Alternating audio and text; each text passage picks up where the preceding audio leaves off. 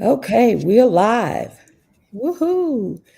All right. Good evening, good evening, good evening. Welcome to If Emmett Was Alive Today podcast. It's been a minute since I've been here, and I decided to go live this time. And I am very excited to have this amazing guest with me. And it's none other than Mike Ware, who is the executive director for Innocence Project of Texas. And if I'm correct, you are the co founder for the Innocence Project, correct? That's correct, Daphine, and it's really great to be here. Thank you. Yeah. Again, I'm very excited about this opportunity to interview Mike Ware. I can call him a friend. We've been kind of collaborating with a couple of people that he needed assistance with. And when George Powell, he don't mind me calling his name, he called me and he said that he was referred to me by Mike Ware. And I was like, that's not the Mike Ware for Innocence Project. And I had to go and look you up. I was like, oh my God. And I know it came through Right? with by way of Anna Vasquez, who is a dear friend of mine. And so I was like, oh my God. And then of course we got acquainted and had a chance to talk over the phone or via text. And sure enough, it was the Mike Ware with Innocence Project. And so I'm like, oh my God, this is so cool. And then we finally had a chance to finally meet. And it's been hog heaven ever since. I'm very grateful to have you, I can say, as a friend, and taking your time out, your busy schedule to come here and allow me to have a conversation on my podcast, If Emmett Was Alive Today podcast. And so we're going to go ahead and jump in with a few questions. And let me get to my notes here because I want to make sure we have a good opportune time to have a good conversation. And we are live on all of my social media platforms as well as YouTube. And so, ooh, I'm excited. Let me get to my notes here so we I can am get. too. Yeah. Kind of tell me a little bit about yourself and how you got started. And I introduced you a little bit, but it's none other than hearing it from you to tell a little bit about you. Well, I grew up here in Fort Worth, Texas, which is where the Innocence Project of Texas is headquartered. Mm-hmm. And I, you know, left home to go to UT undergrad, got a degree in philosophy. And then from there, I went to the University of Houston Law School. And when I graduated, my first job out of law school was clerking for a federal district judge here in Fort Worth, Mm-hmm. the Honorable David O. Ballou. And that was for 1 year. And then after that, I opened up my own law practice doing primarily criminal defense. Mm-hmm. And I did that for 20 something years. And then went to Dallas for Okay. 4 years. Mm-hmm. Okay. Craig Watkins got elected. Well, I co founded the Innocence Project of Texas in 2006. Okay. And Okay. then also in 2006, Craig Watkins got elected as the district attorney of Dallas County. And he was the first African American ever to be elected district attorney anywhere in Texas. Uh-huh. Um, and he ran on a reform platform. He was an outsider. He was not someone that was elected from inside the office. Uh-huh. And Dallas had the district attorney's office had a really bad reputation Mm-hmm. historically. I mean, at Mm-hmm. least in some circles, they had a number of high profile wrongful convictions, um, and they were starting to have a number of DNA exonerations that were the result of wrongful convictions. Mm-hmm. Craig Watkins wanted to do something about that, wanted to make some changes. And Okay. and it scared a lot of people. A lot of the assistants, longtime assistants in Dallas County left because, here was this outsider coming in and was going to be their boss, and they it scared them, and a lot of them left. Mm-hmm. But Mr. Watkins, Craig, had the good judgment to hire a good friend of mine, Terry Moore, to be his first assistant. And because she had had a lot of experience in both state and federal prosecutors' offices, Mm-hmm. and had run for DA herself in Tarrant County, so she had political experience, Okay. and just a great trial lawyer and a tremendous individual. And I don't know if people know, but traditionally, the way a large district attorney's office operates, I mean, a large one like in Dallas County or Harris County, Mm-hmm. is the elected district attorney is kind of the and I don't mean this in a bad way, but kind of No, go ahead and say the it. politician, if you will, Uh-huh. who Uh-huh. goes and speaks to the Rotary Club, speaks to the different organizations and in politics, and the Yeah. first assistant Uh-huh. is the one who runs the office, Oh, wow. and but who is of course answerable to the elected DA. Mm-hmm. But anyway, Terry really is the one that came up with the idea of a conviction integrity unit for Okay. Dallas County, and Uh-huh. as far as we know, there had never been a similar unit or anyone that tried to start something like that anywhere else in the United States. And so it was a new concept. And once again, being new and very different, it scared a lot of people. A lot of Uh-huh. people thought that's not what a district attorney's office is supposed to do. A district Uh-huh. attorney's office is supposed to convict as many people as it can, put as many Mm-hmm. people on death row as it can, put Mm-hmm. people away for as long as they can. Mm-hmm. And as far as if some innocent people get convicted in the meantime, I think a lot of DA's offices says, well, that's collateral damage, you know. Yeah. And so the concept of a conviction integrity unit was, I guess, the opposite of that, really, Mm-hmm. to Mm-hmm. to among other things, investigate possible wrongful convictions from Mm-hmm. within the office and Mm-hmm. identify wrongful convictions. And once wrongful convictions, and by that I mean an innocent person being convicted of something they did not do, Right. to take steps to rectify that wrongful Mm-hmm. conviction. And Uh-huh. so Terry asked me to come over and start the unit and run it. And so I did. I left. Well, I went over there, left private practice, and went over there in July of 2007. Okay. Took my longtime paralegal with me, Jenna Parker. Mm-hmm. I've got to mention her name because she's a big Okay. part of all this. Okay. Okay. And and we did it for 4 years. And we never planned to stay over there forever. We actually stayed a little bit longer than we anticipated. And then after Uh-huh. 4 years, uh, Terry and I left at the same day and came back to Fort Worth and opened up a private practice again, as did Jenna Parker, our paralegal. Yes. Okay. Okay. And so from there, what happened Well, after you did the private practice? we exonerated about 25 men when during those 4 years that Uh-huh. we were there running the conviction integrity unit in Dallas.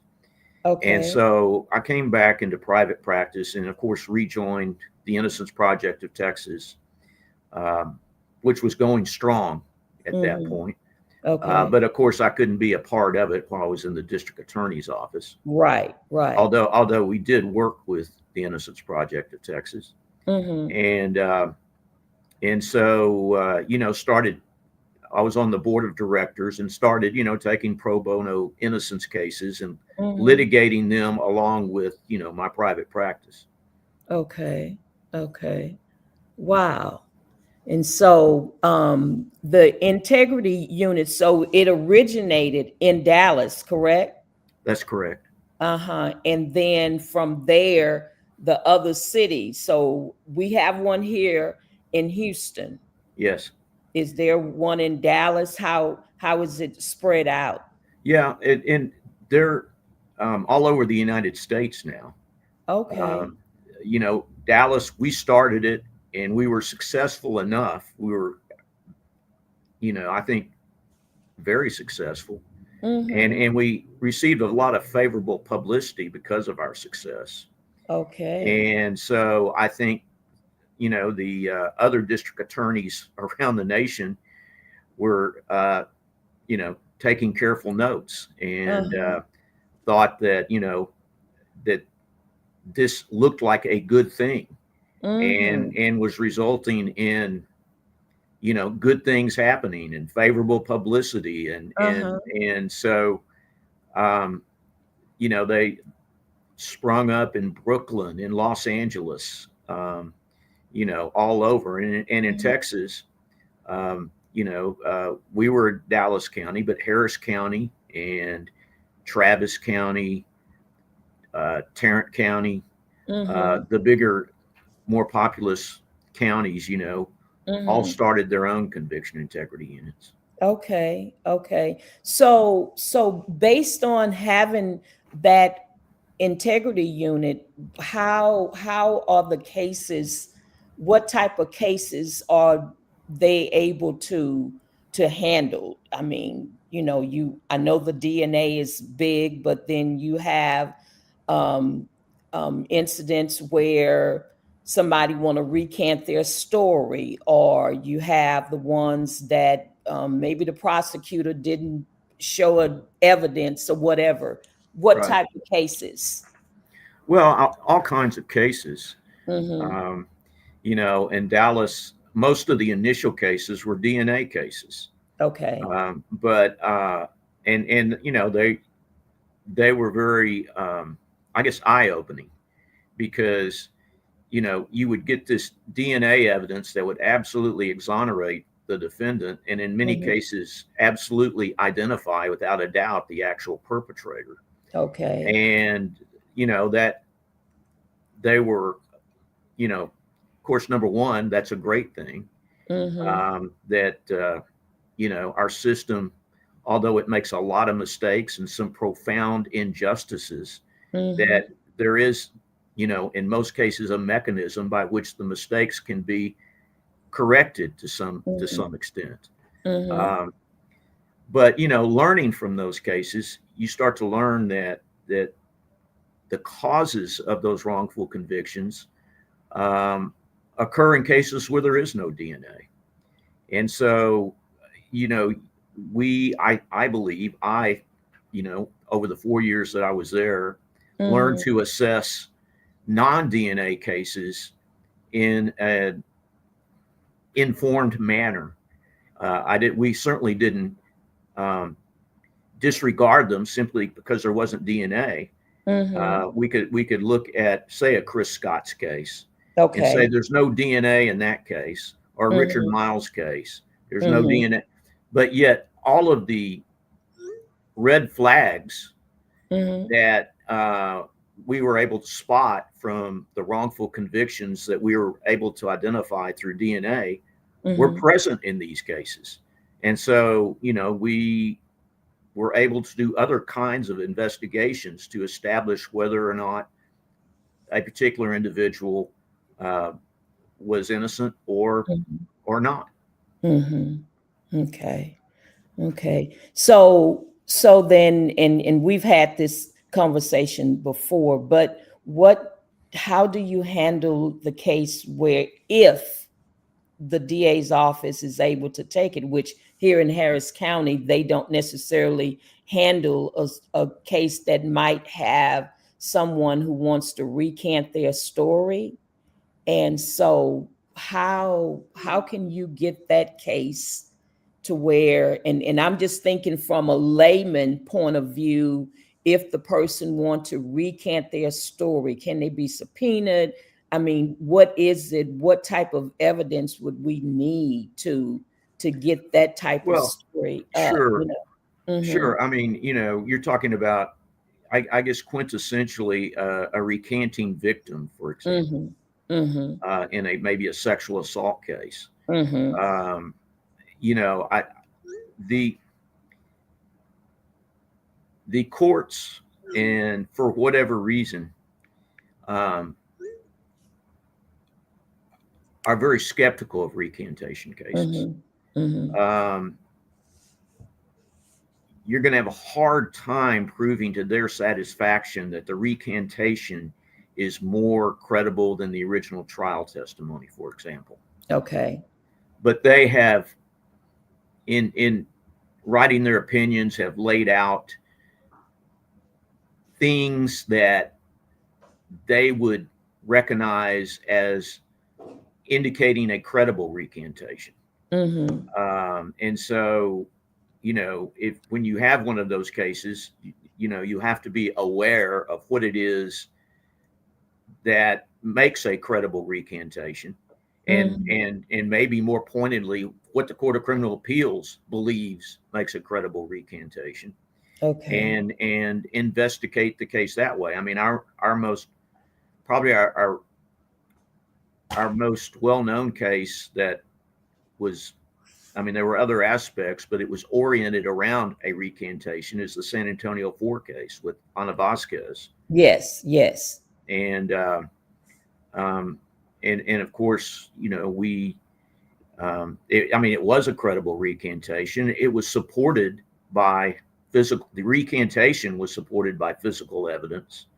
And we hired very credible experts to analyze both, the young woman who was making the recantation, to give an objective opinion that this was a credible recantation, and through other means corroborate the recantation, and further discredit the original trial testimony. So fortunately, we were able to prevail in that case and exonerate 4 innocent women. Wow. Wow.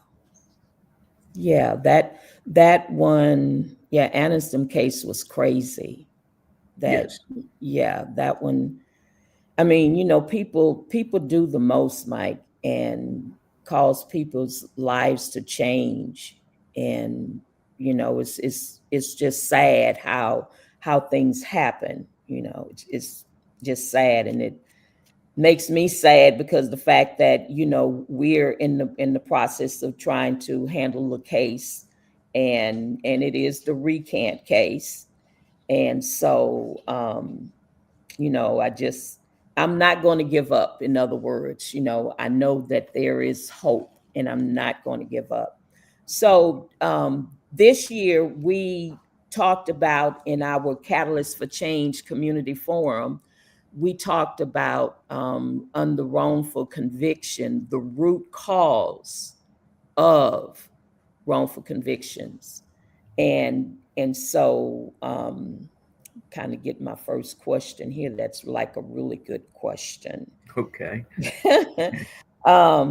Let's see. Well, it started off good. That is the start of a good question. Yeah. The root cause, and it says here, like, what are the most common root causes of wrongful conviction in Texas and nationwide? So we kind of gave a couple of them, the DNA or whatever, how it was kind of difficult to prove Anna's them case with the recant of a story. But what are some of the other root causes that cause wrongful The convictions? wrongful conviction to begin with, right? Well, Hmm. it depends on how deep you want to go with the root. I mean, you can the Give the easiest one. yeah. I'm going to give the sort of the traditional um, reasons that are giving, and they're not Mhm, wrong. But mhm, each one of these traditional reasons, has a mhm, deeper analysis as well. mhm, But historically and typically, people point to mistaken eyewitness identification, mhm, and until really the advent of DNA as a forensic science, Mm-hmm.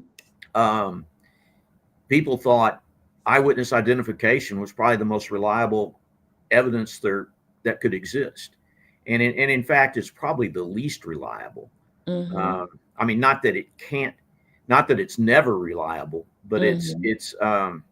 it's probably one of the least reliable. And I know that from some of our DNA, some of our cases in Dallas where um, someone would be convicted based on maybe three eyewitnesses Mm-hmm. um, that say that there's no doubt in my mind that's the person who robbed that convenience store or whatever, Mm-hmm. Mm-hmm. or that's the person that we saw commit that murder out on the street, Mm-hmm. and then through DNA or some DNA, we would not only show that this person was innocent, but we would identify the actual perpetrator who Mm-hmm. might be in the National Offender DNA database, Yeah.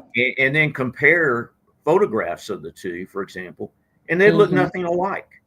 Mm-hmm. They look absolutely nothing alike. Maybe they were, 20 years apart in age. They were, Mm-hmm. you know, um, absolutely no similarities. So, you start to wonder what's going on there.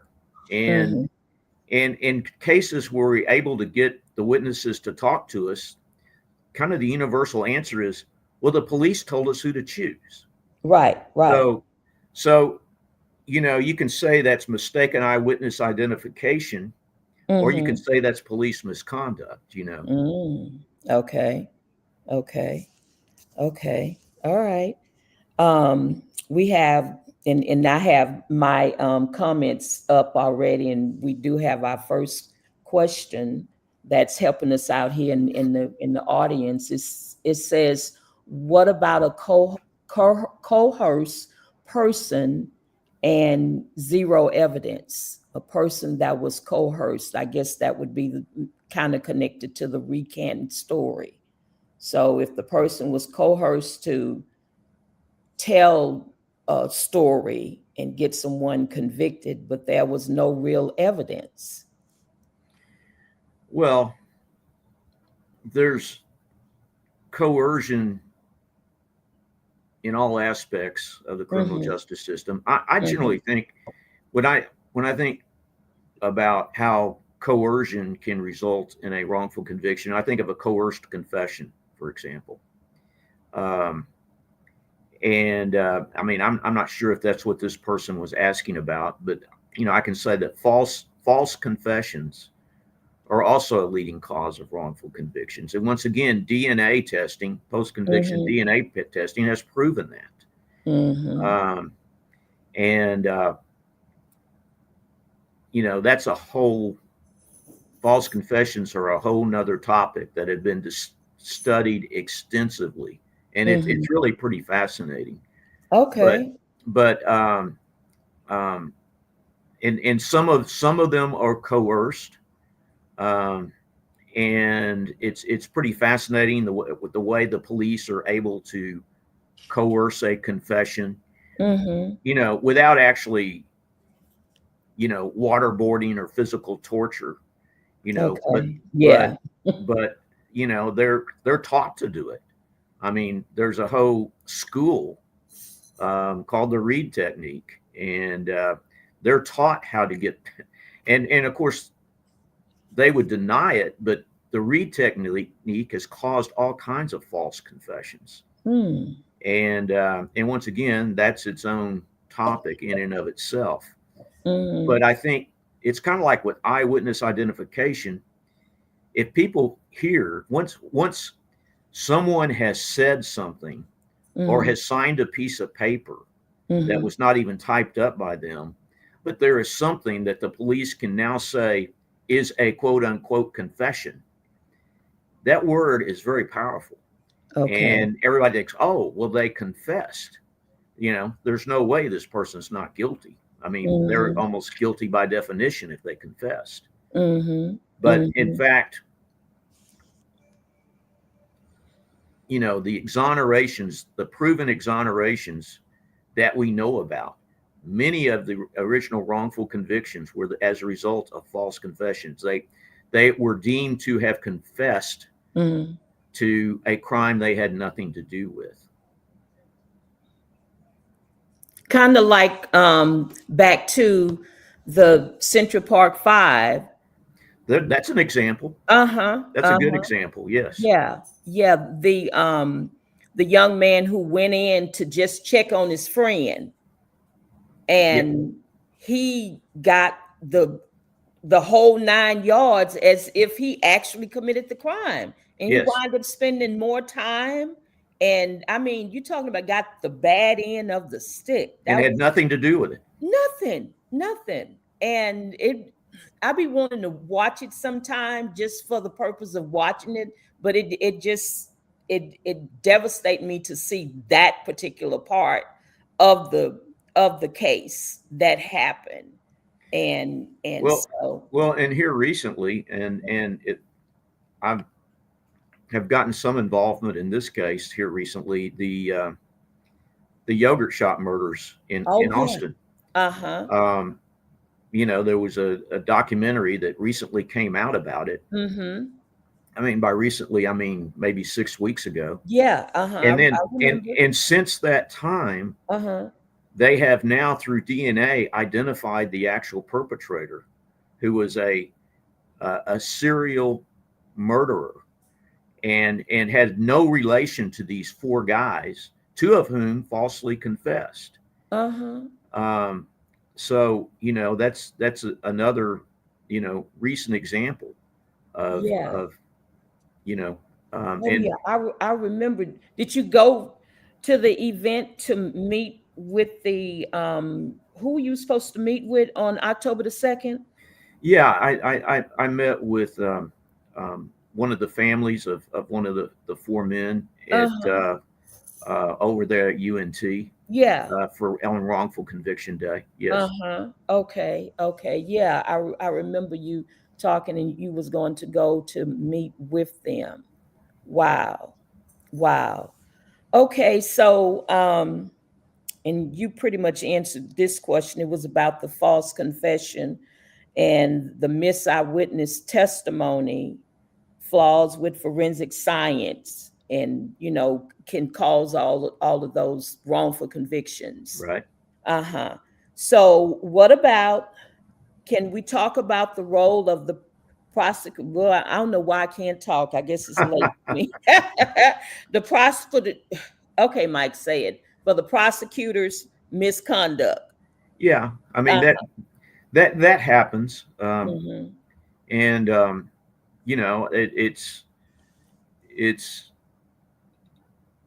most prosecutors are completely ethical and honest, mhm, um, and but there are instances where uh, uh, prosecutors have not disclosed all the evidence that they are obligated and required to disclose, mhm, and it has caused um, or contributed to an innocent person being convicted because the innocent person did not have access to exculpatory evidence that the prosecutor had access to and didn't disclose.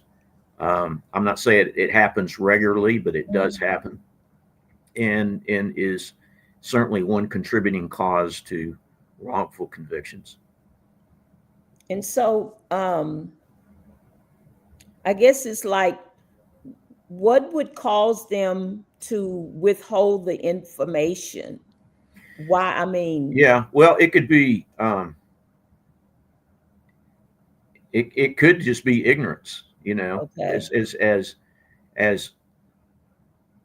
as odd as that sounds. It could be they don't even know any better.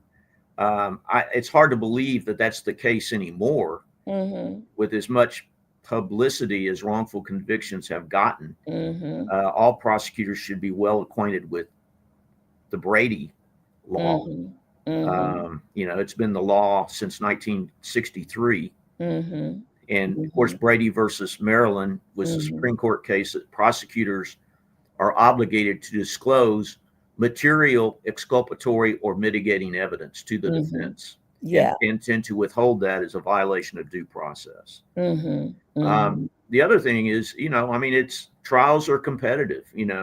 There's a lot of egos and hubris involved, and it may be Okay. that a prosecutor believes it might jeopardize their chances of winning a case if they Mm. disclose this Mm-hmm. exculpatory evidence. So And that's unethical too, right? well, yes, it's unethical. Now, Uh-huh. I mean, in some cases, maybe in their mind, they think, well, this person's guilty anyway. Yeah, there's this exculpatory evidence, but that doesn't mean they didn't do it. It just means it's going to make it harder for me to prove that they did do it. And so I don't know. I don't want to Yeah. mass psychoanalyze um, Right. that part of the legal bar, but but Right. but there's probably that element there in some of those cases. Yeah, because just seeing how like you said, how the wrongful conviction is really become a popular thing and cases are being exonerated. And so to see how a prosecutor could just feel like in their gut instinct is, and then if they have the evidence that this person didn't commit this crime, but at the end of the day they still going to do enough to convince the jury or the judge or however, and an innocent person get convicted. Right. Well, yeah, and let me give you an example, kind of going Uh-huh. back to what we were talking about earlier. Uh-huh. Say um, the the victim or the alleged victim of a crime Mm-hmm. or a key witness comes into the prosecutor's office and Mm-hmm. says, "I want to recant. Okay. This didn't happen." Okay. The prosecutor may say, "Well, you know what? I don't need to disclose this because I don't believe it. I don't Mm-hmm. believe this recantation, you know. So I'm going to go in. I'm going to see if I can get this. I'm going to offer this person a sweet deal to Mm. plead guilty, but Mm. I'm not going to tell them about this recantation. I'm not going to tell them why I'm offering this sweet deal, Mm-hmm. and see if I can get them to plead guilty, and maybe they are, you know, on probation for a while, and maybe I can get them revoked on probation down the line or something." Wow. Wow. That's not nice, Mike. Well, it's, I'm just there's a saying, lot about this profession that's not nice. not nice. Yeah. Yeah, yeah. Um, okay. And I guess I would just enjoy talking with you for a full evening, just asking all these 50 million questions. Okay, well, let me ask this. What role do racial and social economic disparity plays in who becomes most vulnerable to wrongful conviction? Well, I don't think it's any secret that Mm-hmm. there, historically, Yeah. has been a lot of racism in police departments, in law Mm-hmm. enforcement, Mm-hmm. and in district attorneys' offices. Like I Yeah. said, Craig Watkins was the first African American to be elected district attorney anywhere in Texas, and that was in Mm-hmm. 2006, Yeah. Yeah. which sounds like a long time ago now, but that's recent history. Yeah. Yeah. And so, yes, there's a lot of that, but Mhm. and certainly, you know, people who are from uh, economically disadvantaged backgrounds and from maybe the rougher neighborhoods, et cetera. Number one, they are probably not going to have the resources to retain the very, very best defense that they Mhm. might need. Yeah. Uh, and of course, for the most part, traditionally, they may not have the connections in the community. They may not have, you know, a father who's mayor of the city, Mm. an uncle who's on city council, Yeah. people who are, within the power structures that can protect them, Mhm. Mhm. which happens. Yeah. Yeah.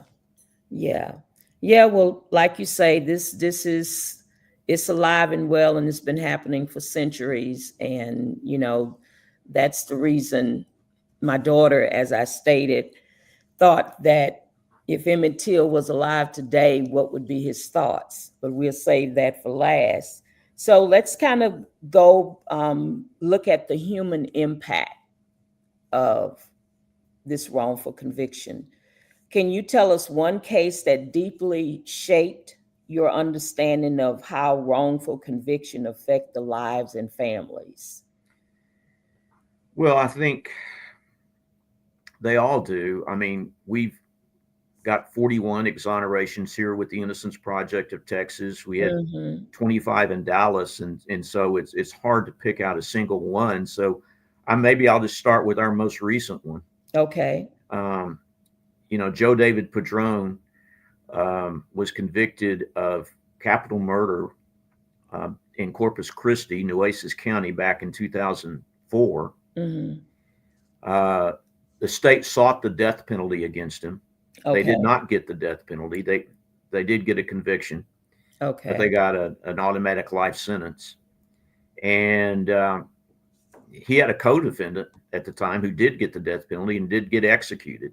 Mm. Um, but we were able, through litigating a writ of habeas corpus that we Mm-hmm. filed back in 2023, Mm-hmm. or actually, I guess late 2024. Mm-hmm. Um, we were ultimately, as of week before last, to get him exonerated. Mm-hmm. And he spoke at a seminar that we conducted last week in Austin. Okay. And Cassie Rivera, another one of the San Antonio Four, was there. Okay. Yeah. And they both started talking to one another about how hard it was to reunite with your children once you've been gone for so long. I mean, in both cases, their children were very young when they went Mm-hmm. off to prison. Mm-hmm. And of course, they're young adults now that they're out. And, to this day, it's been very difficult Mm-hmm. to, to reunite with their children. And they both come from very strong families, Wow. Wow. so that's, you know, just the most recent example, but it's Yeah. true in every case. It's true Yeah. in every case. Mm-hmm. Yeah. I mean, people go to prison and they lose parents while they're in prison. Mm-hmm. Yep. That's not uncommon at all. Mm-hmm. And not to mention, siblings and other people that they're close to while they're in prison. Mm-hmm. Mm-hmm. And they get out, and it's a different world, a Yeah. very different world. Yeah. And to some extent, they are probably, um, to some extent, socially and emotionally stunted when they go to prison. Yeah. And they get out and they haven't really had the opportunity to grow emotionally and to mature in a healthy way. I mean, Mm-hmm. prison's not a healthy place to grow up, and Yeah. and basically that's what Joe David was required to do, is grow up in prison, which he did an admirable job of, but and is seems to be adjusting well, Mm-hmm. but it's tough. Yeah. Yeah. I like Anthony Graves has a really good story telling about how, he when he got out of prison, what he experienced and everything. And so yeah. All right. So how does the Innocent Project of Texas support exonerees as they rebuild their lives? And I guess that's where our partnership comes in at. Well, we try to send them to you, Yeah, right. and and then Richard Miles has an organization up in Dallas. Hmm. But we try to. There was an exoneree that needed some dental work, and we were able to find a dentist who was able to do some very major dental work for him for free. Hmm. Hmm. They're kind of one-offs sorts of things. We don't have a full-time social worker on staff or anything. I wish we did. Um, but yeah, that for the ones who are fortunate enough to get statutory compensation, Mm-hmm. we try to set them up with a competent financial advisor. Mm-hmm. Mm-hmm. Um, you know, and help them how we can. Like I said, they're kind of one-offs in that we don't have um, people in place on staff full time Right. that Right. that are dedicated to that. Mm-hmm. There Mm-hmm. are fortunately there are organizations like yourself Mm-hmm. that can help. Yeah, yeah. I do know when I was doing my research on what happens when a person is exonerated, and so TDCJ, they have a reentry program, but as I always come to thought in mind, when a person has been wrongfully convicted, stayed in prison 20, 30 years, they don't want to look back at TDCJ. Right. They want to get as far away as they can. And so the stats for the reentry, for the exoneree, is like zero. Yeah. Is it's no stats. They say they do reach out to them, and they're not trying to be bothered. So that's where I came in saying that, I would want the opportunity, being a retired parole officer, knowing what the guys get who come out on parole. Whereas when the guy that's getting exonerated, he come out, the cameras are flashing, might see your face there on the side of them, and then after all of that is gone, that's it. Yeah. That's it.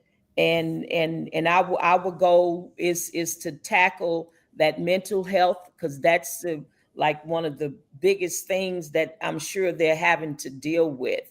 But our goal for as a reentry for them is to, when we find out that there's a case and it's looking really good, we want to go in under case management systems to start preparing them of coming out, transitioning out, already have them set up. And that's the ultimate goal of Prevention Zone for Right. the reentry.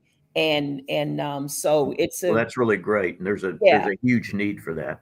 yes, yes. And it's a work in progress. And once we can get some committed volunteers at the time to, get like with yourself, you say, hey, Daphine, we have this case and it's looking good and look like things is about to happen. You can go in and visit with them, get in touch with the family to help prepare the family, and then we would take it from there. And when they come out, they'll have a little something. I'm sure they, in a structured environment, they probably, I know I had Anthony to tell me, he's like, Ms. Jack, when you get out of prison, you're not going to want to sit down and be somewhere, in other words, another structured environment. But we want to have it fixed to where it wouldn't appear to be so structured, but just Right. being able to meet their needs. Right. Well, that's Being really able, great. Yes. yeah, being able to meet their needs. And, as I stated, that is the goal of how we want to operate that. Let me see. Okay, we still have a couple more minutes. So, and we just kind of talked about that, the hurdles that, or the challenges that the guys will have coming out, finding a home. They want to find a home. They probably want to find a job and all of that. So How to those, how to operate a cell phone. how to Yeah. operate a darn cell phone. Yes. How to operate a cell phone. And yeah, it's a lot. It's a lot. So here are some questions in reference to the progress, the policy, and the prevention, um, being able to reform and give hope. And so how has the work of the Innocence Project of Texas influenced state policy or judicial practices? Well, I think, um, in a general sense, by number one, showing that wrongful convictions do exist, and Mm-hmm. showing what a profound injustice it is when they Mm-hmm. do happen. Mm-hmm. And fortunately, in most cases, our exonerees have come out and been successful. I'm Mm-hmm. sure it's been a struggle for them, but Mm-hmm. they're really a great example of, you know, of the work we do. And I know there's some judges who take a whole lot of pride in having been a part of the exoneration and talk Mm-hmm. about it a lot. So Yeah. there's that on the general level, and on a more specific level, we're always involved at the state legislature during sessions, Okay. and have gotten some, very concrete laws passed Okay. that are designed to prevent wrongful convictions. I mean, we got the Michael Morton. I say we in the collective general Yeah. we You're part of it. got the Michael Morton Act passed, Mm-hmm. which says that the district attorney's offices are supposed to disclose everything. Mm-hmm. There's no Mm-hmm. hiding the ball. Mm-hmm. Um, who knows how many wrongful convictions that has prevented? Um, we've got we've got a law that changes the way police do eyewitness identification procedures, Mm-hmm. so that there's not the opportunity to influence the witness as to who to pick. Mm-hmm. We've gotten, interrogations in serious cases have to be recorded now, from the moment that they walk into the interrogation room until they leave.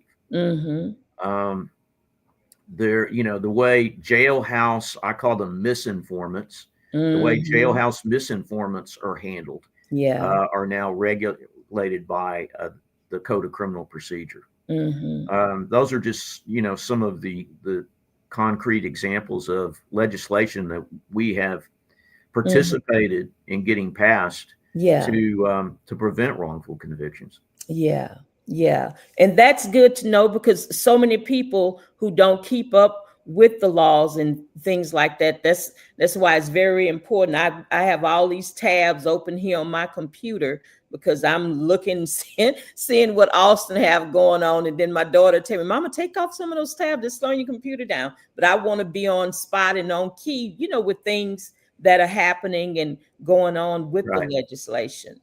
And of Yeah. course, you know, we got what's, referred to as the junk science Mm-hmm. law passed that Yeah. is designed. The idea was to help rectify the wrongful convictions that were caused by Mm-hmm. bad science. Yeah. Yeah. So let me ask this, and this is kind of going back and forth a little bit. And as I stated, our time is slowly coming to an end. But how long does it take to exonerate a case? I mean, from what I've seen, look like a whole bunch of years. Christopher Hmm. Scott spent what he say 15, 16 years in prison Yeah. while still trying to work to get his case exonerated. How long does it take, or can it take, I should ask? Well, I've heard different averages. I mean, it seems like the average people, like Centurion Ministries or whatever, say, it's an average of, I don't know. I mean, I think this is close to right, Hmm. 8 or 9 years or something like that. Hmm. Um, the it just depends. Um, None of them happen fast. Right. Yeah. Obviously. Yeah. Yeah. Um, the Michael Morton. I mean, he was trying to get DNA testing for 6 years, Hmm. and once he did get DNA testing, things started happening pretty fast. Okay. But Okay. or you know, I guess it's easy to say from where I am that it was Right. happening fast. Yeah. But Yeah. yeah, it's a long process, Hmm. and really, unfortunately, it's structured and designed to be a long process. I think. Yeah. I mean, for the most part, once someone has been convicted and their appeals are denied, Hmm. for the most part, the courts don't want to hear from us again. You Wow. know, Wow. um, that's closed business. Hmm. Particularly if there's something going to come up that makes everybody look bad. You know, Hmm. Yeah. Yeah. Yeah. Well, that's the reason I was asking too, and back to, I guess it would be the cause of someone getting convicted, is when I was a parole officer and one of my guys came into the office, and so I was just kind of, it was a chill day, and so he came in. I said, "So what did you go to prison for?" And he told me. And so he said, "But Miss Jack, listen," and we had never had this conversation before, and I might have had him over a year. And he said, "Well, Miss Jack, I didn't commit my crime." And I'm like, you went to prison and now you out on parole. What do you mean?" Mm-hmm. And he was like, "Miss Jack, you don't understand." And I was really starting to get a little antsy. "Well, that's stupid." Right, right. And so he went on ahead to tell me that they gave him a deal, and I think we might have mentioned that early on. They gave him a deal because he got tired of sitting in the county over 2 Oh years. yeah. That is so common. I mean, we've got a Yes. case we're fighting right now on that. Yes. It's someone, they don't have the money to make bail, and they get offered a deal that will get them out almost immediately. Yeah. Now they have to live with it for the rest of their Mm-hmm. lives, Yes. but it Yes. gets them out of jail almost immediately, perhaps. And so all they got to do is, you know, tell a lie, which is to say they're guilty, rather Mm-hmm. than the truth, which is Yeah. they're not guilty. Yeah. Yeah. And sometimes that temptation is too much Mm-hmm. to uh, Mm-hmm. to pass up. Yeah. And that's where I come in when I'm out, getting the opportunity to speak. I encourage the person. I was like, "Don't take a plea. And if you didn't commit your crime, if it means that you have to get convicted, because the way we've seen it in the past with the prosecutor, well, if you don't take this deal, we're going to give you 500 years in prison. Right, I mean, who wants to stay 500 years in prison? Nobody. right. And so, of course, you're going to say, "All right, you're going to give me 2 And, years." and and there's enough examples where the prosecutor made good that threat Uh-huh. to scare people. Yes. So yeah, it's not it's not an idle threat. Right. When the prosecutor says that, and I know Mm-hmm. you're, you know, speaking hyperbole a little bit, Mm-hmm. but when the Yeah. prosecutor says that, Mm-hmm. they mean it. Yeah. And some of them will take it personally if you turn down their offer, and Yeah. we'll try to Get.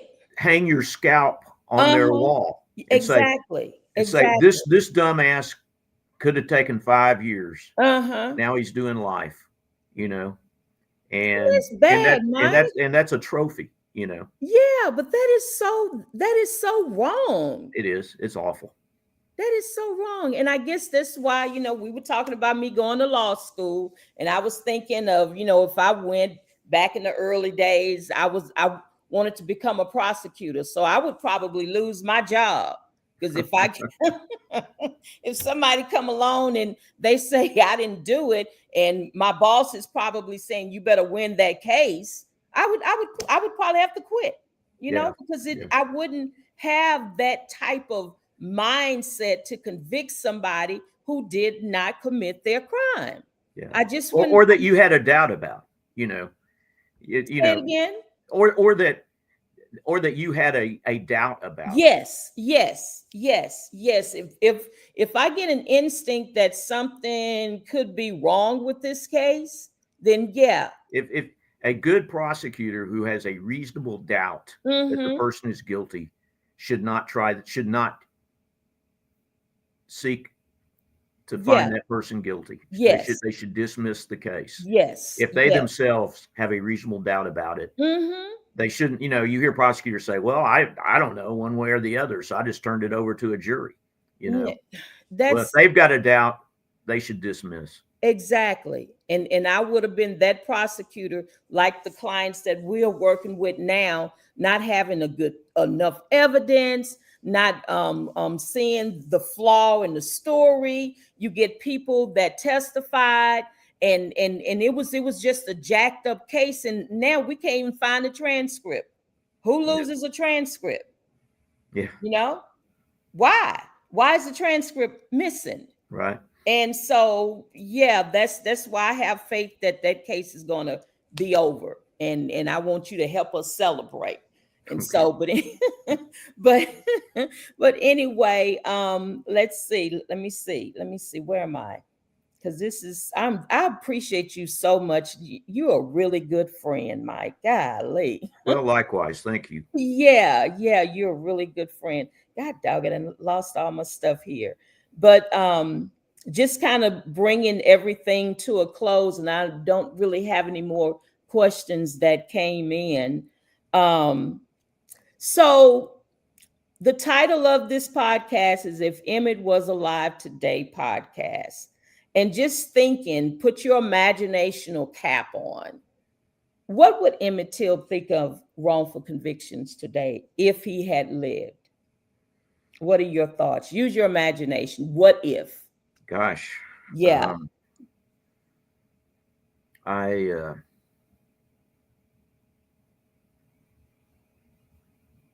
that's a very heavy question. Mm-hmm. And that's why I ask it to everybody that come on here. just to just to think, what if? We always have the what if. Right. Mm-hmm. Well, I think, you know, I think we all recognize that is probably, in a system that's not perfect and sees injustices every day, Mm-hmm. that a wrongful conviction is probably the most profound injustice that we see in the system. Mm-hmm. And it's even more profound when an effort's made to correct it, and that effort is unsuccessful, Mm-hmm. which does happen. Yeah. And Yeah. we identify wrongful convictions. We prove they're wrongful convictions in our mind, Mm-hmm. but the people making the decision disagree with us, Yeah. who don't know the case nearly as well as we do. Mm-hmm. And um, but fortunately, uh, there is in our system at least the mechanism in place Mm-hmm. to try to correct and rectify a wrongful Mm-hmm. conviction. It Mm-hmm. doesn't always work, but at least there's Right. that opportunity. Mm-hmm. And when I think about it, Miss Bryant knew that the boy didn't do anything, but yet she stuck with a story. And in her last years of living, come to find out that she say that nothing didn't happen like that. Well, it's a little bit late then. Oh yeah, way too late. Yeah. Way too late. Well, Mike, I appreciate you. I am so humbly grateful for you taking this time out of your busy schedule. And I've seen you be busy, in between a panelist or whatever the case may be. I watch you be busy.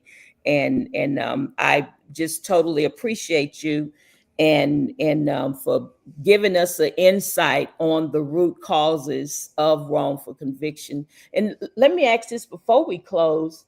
Do you think that people or the prosecutor or however or whoever is being a little more careful in convicting that doubt, or they do you see that kind of a little bit? I think so. Okay. I do think so. Okay. Okay. Excuse my little guy for letting me know the time. But Okay. yeah. Yeah. Well, okay. Well, I appreciate you, and I want to thank the audience that who might have gotten the opportunity to listen. And this is a podcast for me that's going to go down in history. And I appreciate you so much, and trust in my friendship like I trust your friendship, and Well, very, very grateful. I Very very much grateful. appreciate you, and I'm grateful for the opportunity to come on. Thank you. Yeah, yeah. Well, enjoy the rest of your evening. And as I stated, this was a live podcast, and it's going to be on Spotify, Apple, and all the platforms for podcasts. And just enjoy the rest of your evening. and keep exonerating people. Okay. Thank you very much. All right. Thank you, Mike.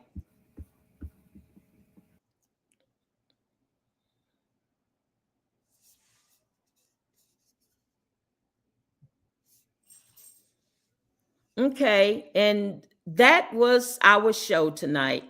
And very interesting show. And I hope you all learned something. You were able to hear from the real source. That wasn't just somebody random, but it was the real deal here, able to share some lights on the root causes of wrongful conviction. So thanks again, you all joining, and hope that you all enjoy the rest of your evening. Good night.